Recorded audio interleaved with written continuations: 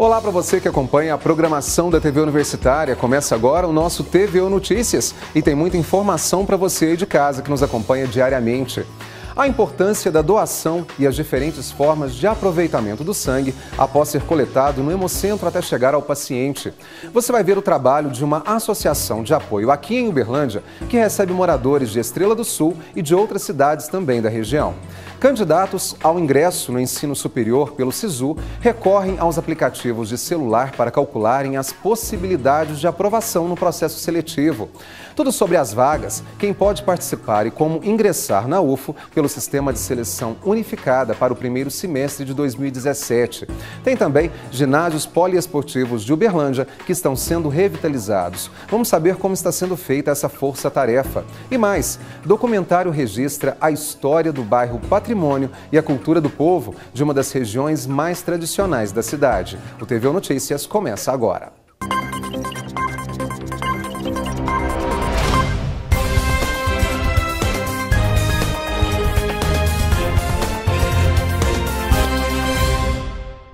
Em Uberlândia, nós temos o Hemocentro, que atende hospitais públicos e particulares de toda a região. São muitos doadores. Todo o sangue que é coletado pode ser aproveitado. O que muita gente não sabe é que existe um tipo de doação chamada de aférese. É o que você vai ver na reportagem de Célio Júnior e Daniela Malagoli. Leandro costuma doar sangue total, mas hoje ele veio para fazer apenas doação de plaquetas. Eu era doador regular de sangue. E num dos dias que eu vim aqui para fazer a doação de sangue, fui convidado a fazer a doação de plaquetas. Eles me explicaram o procedimento direitinho e a importância de fazer essa doação, principalmente para pessoas que estão com problema de câncer, com doença de câncer, né? André sempre participa da coleta de sangue no Hemocentro de Uberlândia. Ao todo foram 86 doações. No mês passado ele doou hemácias e hoje veio trazer o filho para doar sangue.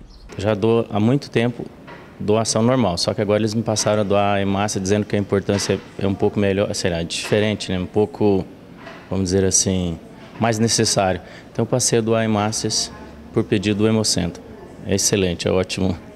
O André e o Leandro doaram partes do sangue e esse procedimento é chamado de aférese. O procedimento de aférese é um procedimento de separação dos componentes do sangue, né? Normalmente, quando se faz a doação do sangue total, ele é processado e separado. Essa separação é feita posteriormente à doação. Na coleta de sangue por aférese, a separação é feita durante a própria coleta. Então, a gente informa ao equipamento qual o componente que a gente quer que seja separado, que a gente quer fazer a coleta. Ele vai fazer em pequenas alíquotas, ele vai separando, selecionando aquele componente que nós estamos interessados que ele faça a coleta e devolvendo o restante para o doador. Quem tiver interesse em fazer esse tipo de doação precisa ficar atento a alguns critérios, que são um pouquinho diferentes daqueles exigidos para a doação de sangue total. Peso, altura, conteúdo de plaquetas e hemácias são alguns dos requisitos. Outro detalhe importante é que a doação de plaquetas pode ser feita a cada 2 meses e a doação de hemácias 2 vezes por ano. A recuperação das substâncias é feita pelo próprio organismo.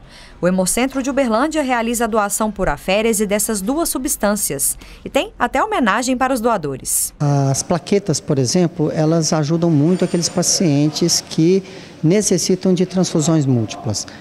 Em especial os pacientes oncológicos que estão fazendo tratamento de quimioterapia para doenças como, por exemplo, leucemias.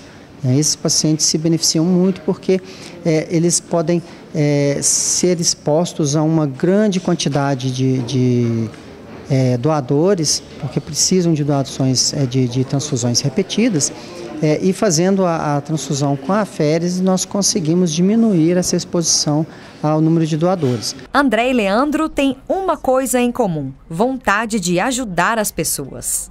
É muito importante doar plaquetas, hemácias, que são componentes específicos para pessoas que precisam e têm necessidades específicas, né? Sem dúvida, vou ver se ele vai ser meu sucessor, com certeza ele vai, porque começou agora e já está sendo assíduo naquilo que ele está fazendo. Muito gratificante para mim também. É sempre importante reforçar que você também pode ser um doador. O Hemocentro em Uberlândia fica na rua Levino de Souza, número 1845, no bairro Umuarama. Sobre horário de funcionamento e os pré-requisitos aí para ser um doador, você pode ligar no 3088-9200. Solidariedade, palavra que define o trabalho desenvolvido na Associação Casa de Apoio ao Estrela Sulense. Fundada há menos de 10 meses em Uberlândia, o local recebe moradores de Estrela do Sul, Grupiara e Cascalho Rico.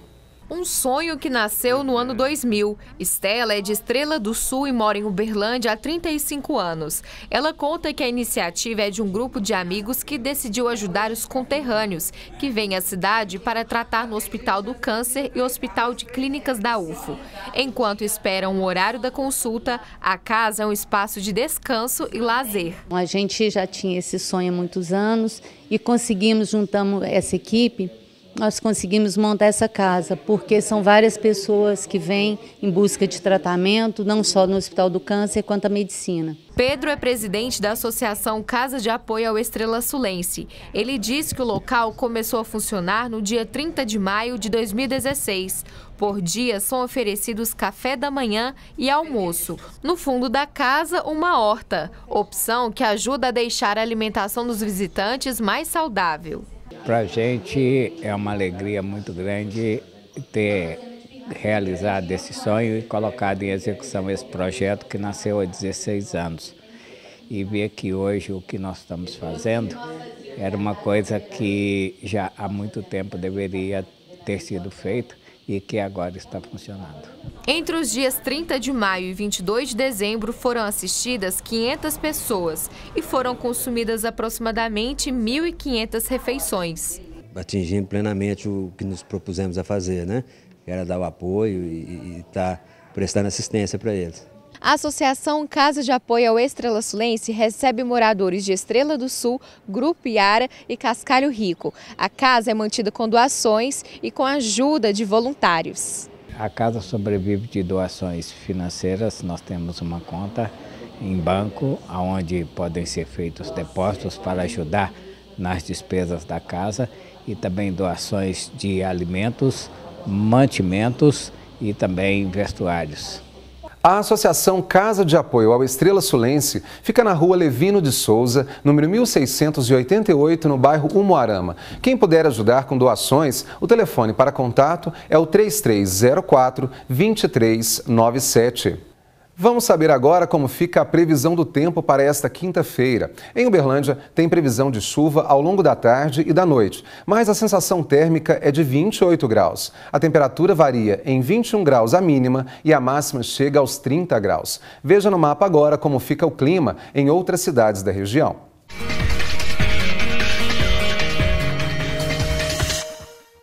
Em Prata, a previsão é de sol com algumas nuvens. Chove rápido durante o dia e também à noite.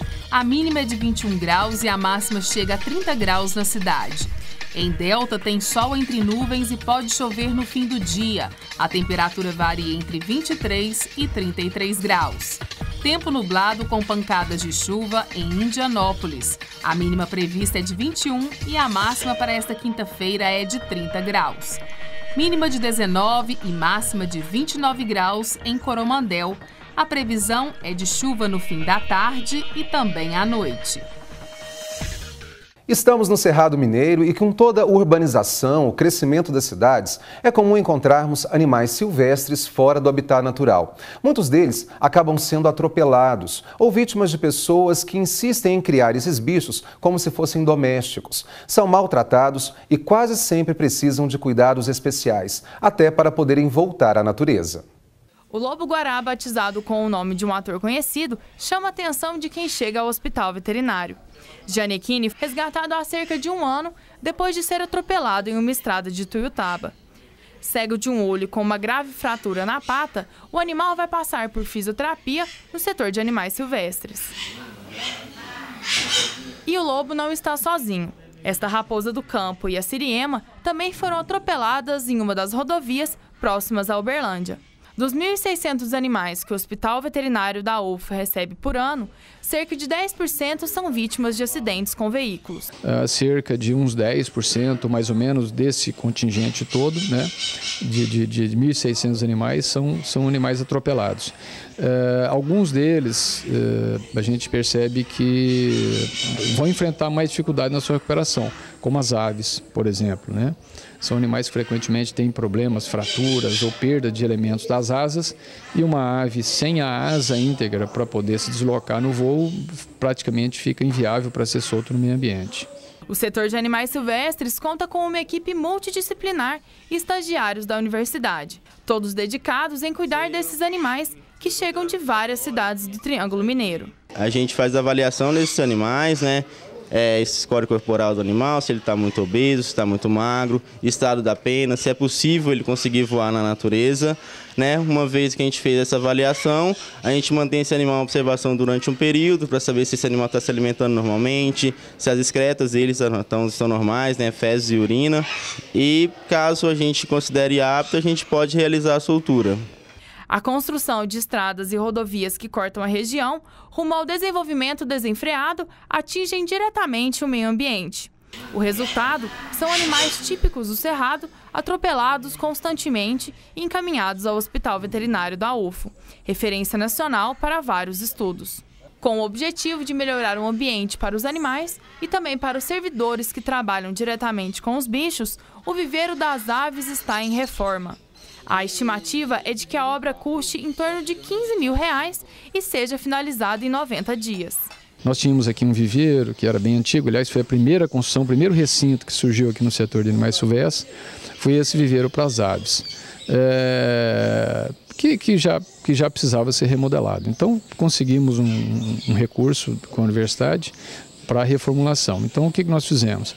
Não só estamos reformando o viveiro para acomodar as aves que chegam para tratamento, como também iremos construir nessa estrutura desse viveiro um centro de tratamento intensivo para aves. Então, aqueles filhotes que chegam ainda sem penas, né, que foram retirados do ninho, e antes da hora e que precisam de cuidado intensivo, alimentação toda hora, um aquecimento, uma manutenção do ambiente aquecido para ele crescer bem, né, assim, se dar bem. Além disso, que precisa se receber medicação frequentemente, então isso vai ser feito nesse centro de terapia intensiva para aves especificamente, já que aves é o maior contingente dentro dos animais que a gente recebe aqui, né, no Hospital Veterinário. Daqui a pouco, candidatos ao ingresso no ensino superior pelo SISU recorrem aos aplicativos de celular para calcularem as possibilidades de aprovação no processo seletivo. E mais, tudo sobre as vagas, quem pode participar e como ingressar na UFO pelo sistema de seleção unificada para o primeiro semestre de 2017. Em um instante só, TV Notícias volta já.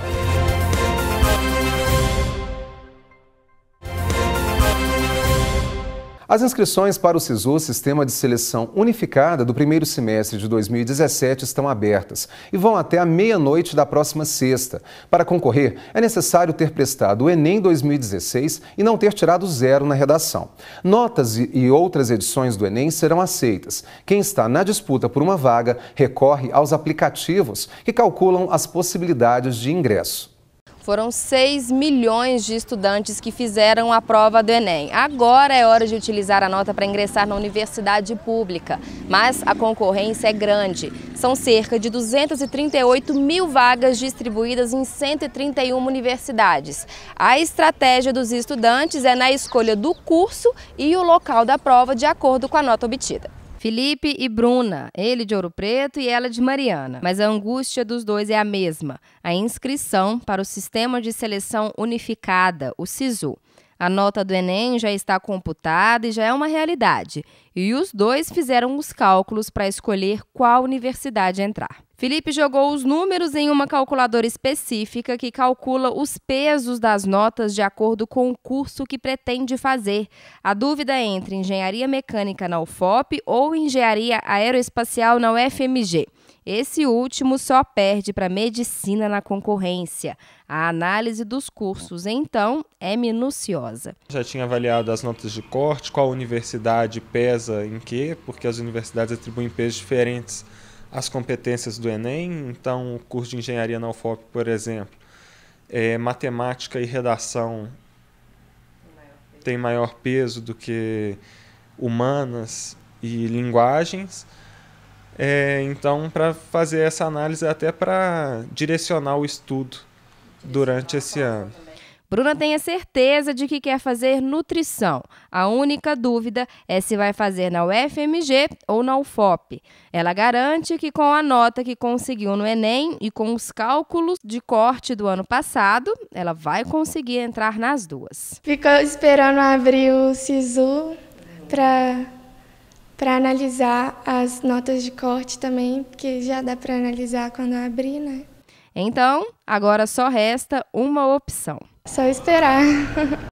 É importante reforçar que as inscrições pelo Sistema de Seleção Unificada, o SISU, só vão até o dia 27 desse mês, próxima sexta-feira. Sobre as vagas oferecidas pela Universidade Federal de Uberlândia, quem pode participar do processo e como também desse processo seletivo, eu converso agora com o professor Denis Garcia Xavier, que é diretor da DIRPES, Diretoria de Processos Seletivos da UF. Professor, muito obrigado pela presença aqui hoje.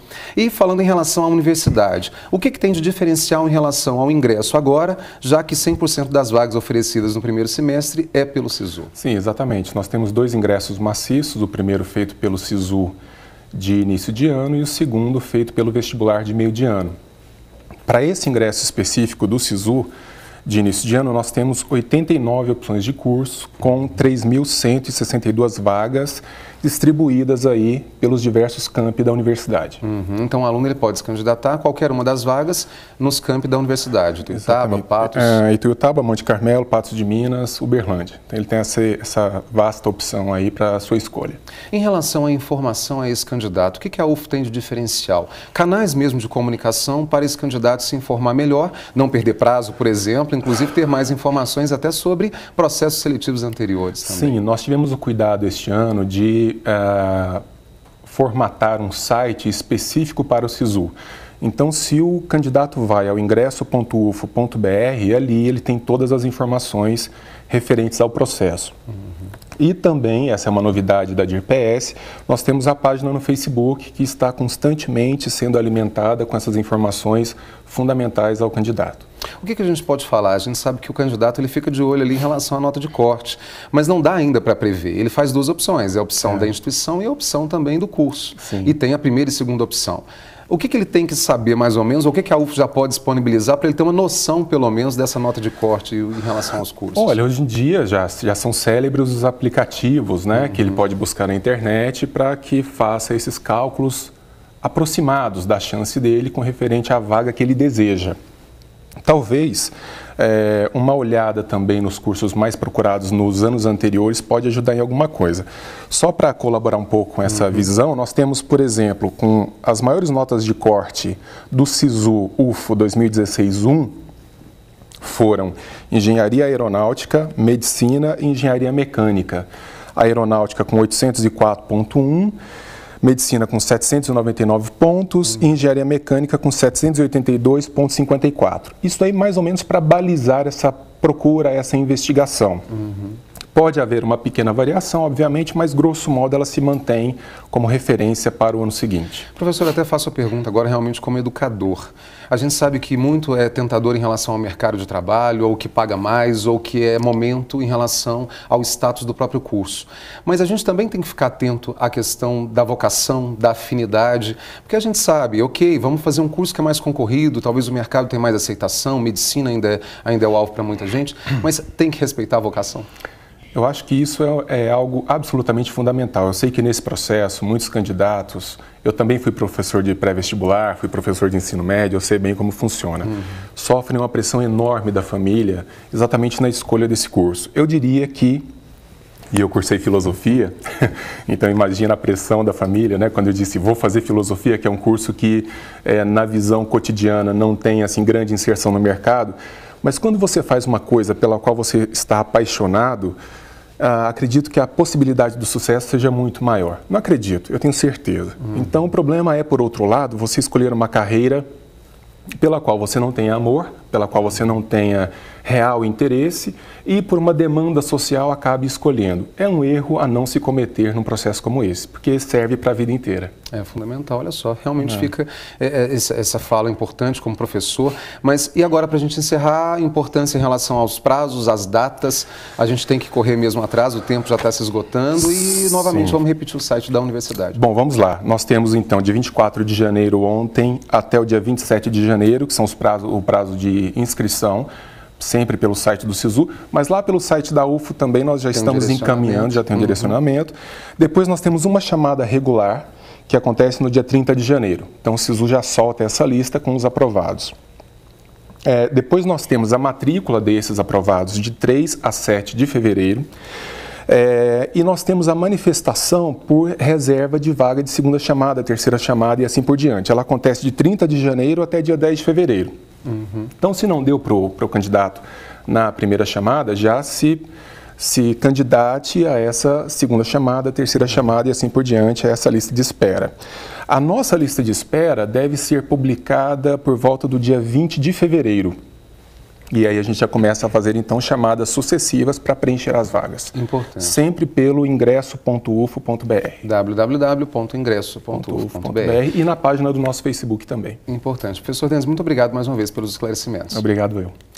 E depois do intervalo, os ginásios poliesportivos de Uberlândia estão sendo revitalizados. Vamos saber como está sendo feita essa força-tarefa. E mais, documentário registra a história do bairro Patrimônio e a cultura do povo de uma das regiões mais tradicionais da cidade. O TV Notícias volta já.